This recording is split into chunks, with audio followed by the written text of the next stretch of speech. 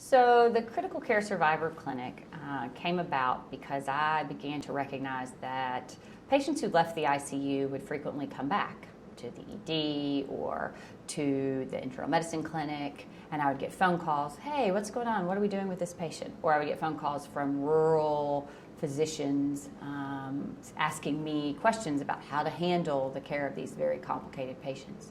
And it became obvious that there was sort of a gap in care in the sense that when they left the ICU, nobody really felt comfortable making huge medical decisions for them because they were so complicated and because sometimes they didn't understand all the details decisions that were made in the ICU. And we just sort of recognized this is a gap. This is a place where we need to do some follow-up. And the only people who really understood everything that had happened were the people who cared for the patient. Part of what I also recognized with the ICU patients in trying to decrease length of stay is that we began discharging a lot of them actually from the ICU.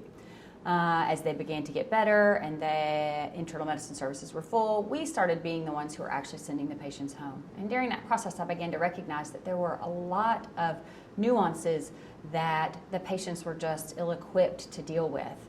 Concepts of, do you have stairs outside of your house and you haven't walked in 2 weeks? Do you have the right bed? Do you have a potty chair? I mean, all those sorts of things just didn't enter into my realm of thought.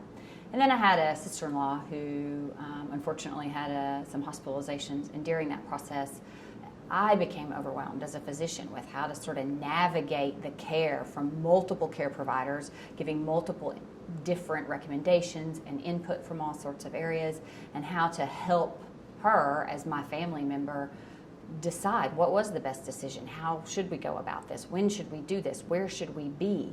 And in watching her and my patients show up in my clinic with pieces of paper, oh, they told me to go here, they told me to do this.